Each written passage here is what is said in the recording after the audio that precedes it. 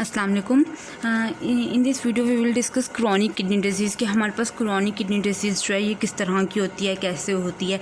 ये मैंने आपको पहले भी बताया था कि जो हमारे पास एक्यूट किडनी इंजरी है वो हमारे पास रिवर्सिबल होती है, और ये हमारे पास होती है इरिवर्सिबल, कि जो लॉस हो गया किडनी का वो बस हो गया, अब किडनी वापस अपनी पहले वाली पोजीशन पे नहीं आ सकती। एक तो इरिवर्सिबल होती है, दूसरी ये हमारे पास बहुत स्लो होती है कि ये एकदम से नहीं होती, स्लोली ये प्रोसीड करती है। पहले थोड़ी सी किडनी को लॉस हुआ, फिर उससे ज़्यादा थोड़ा सा हुआ, फिर थोड़ा करते इवन कि ऐसा आता है कि हमारी किडनी पूरी की पूरी जो ख़त्म हो जाती है। ये हमारे पास ओवर मंथ्स ये प्रोसीड करती है, ठीक है। उसके बाद ये फिर हमें पता चलता है कि हमारी किडनी को तो कोई डिजीज़ है। अब हम देखते हैं कि हमारे पास होता क्या है। कोई भी ऐसी डिज़ीज़ जिसके अंदर मतलब कि हमारे पास किडनी, जब हमारे पास क्रॉनिक किडनी डिजीज़ शुरू होती है तो हमारे पास ये, मैं आपको ये बुक से दिखा देती हूँ कि बुक पे हमारे पास ऑलरेडी एक बना हुआ है बहुत अच्छा सा। ये बना हुआ है हमारे पास ये वाला जो है ये फ्लो चार्ट सा। जब हमारे पास कोई भी किडनी को डिज़ीज़ होती है तो सबसे पहले हमारे पास कोई प्राइमरी किडनी डिज़ीज़ होगी, कि मतलब कि हमारे पास कोई रीनल जो है इंजरी हो गई है, या फिर हमारे पास नेफ्रॉन्स जो हैं वो कोई डैमेज हो गए हैं। तो हमारे पास नेफ्रॉन्स जब डैमेज हुए तो ज़ाहिर है नेफ्रॉन्स का नंबर कम हो जाता है। जब नेफ्रॉन्स में डैमेज कोई होता है तो जब नेफ्रॉन्स का नंबर कम हो जाता है तो अब नेफ्रॉन्स कम हैं पर हमारे पास ब्लड उसी लिहाज से आ रहा है, तो ब्लड आर्टीरियल प्रेशर हमारा हाई होगा, क्योंकि हमारे पास नेफ्रॉन्स कम है पर ब्लड उतने का उतना ही किडनीज़ की तरफ मूव कर रहा है।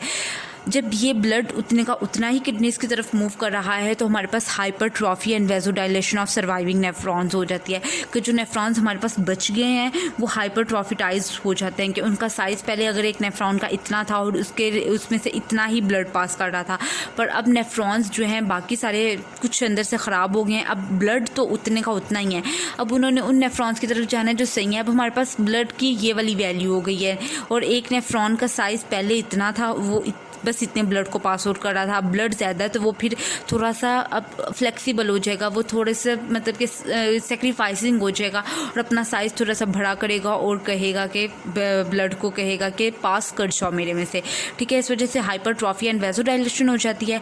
जब हाइपरट्रॉफी और वेज़ोडाइलेशन होती है, जब पहले हमारे पास फिल्ट्रेशन प्रेशर, ग्लोमेरुलर फिल्ट्रेशन थी 125 मिलीलीटर पर मिनट, जो थी हमारे पास नॉर्मल किडनीज़ में ये थी। अब जाहिर है पहले हमारे पास 625 मिलीलीटर ब्लड जो है वो किडनीज़ में मूव कर रहा था।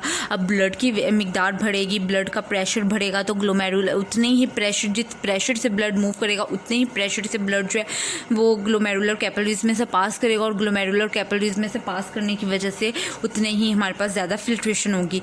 जब ये हमारे पास होगी तो ग्लोमेरुलर स्क्लेरोसिस होगी। ये स्क्लेरोसिस मैं आपको आगे बताती हूँ कि ये हमारे पास होती क्या है।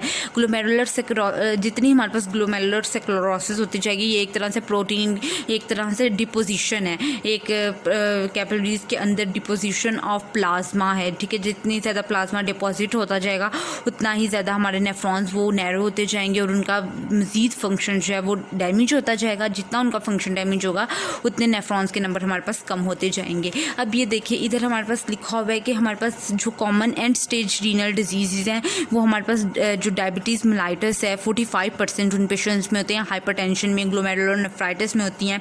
सबसे इनका मेन रिस्क है इन सब डिजीज़ का, डायबिटीज़ का और हाइपरटेंशन का मेन रिस्क है ओबेसिटी जितनी ज़्यादा पेशेंट में होगी उतना ज़्यादा उसका रिस्क होगा कि वो उसको ये chronic and stage kidney disease हो जाए, ठीक है। इस वजह से सबसे पहले कहा जाता है कि पेशेंट को कि आप अपना वज़न कंट्रोल करें। जितना आपका वज़न कम होगा उतनी ही आप इन सब चीज़ों से दूर रहेंगे, उतनी आपको हाइपरटेंशन और डायबिटीज़ कम होगी। जब ये दोनों चीज़ें आपको कम होंगी तो आपकी किडनीज़ बहुत अरसे तक काम करती रहेंगी। मैं नेक्स्ट वीडियो में बताती हूँ कि किस तरह डायबिटीज़ और हाइपरटेंशन जो है ये हमारी किडनीज़ को इफ़ेक्ट करती हैं।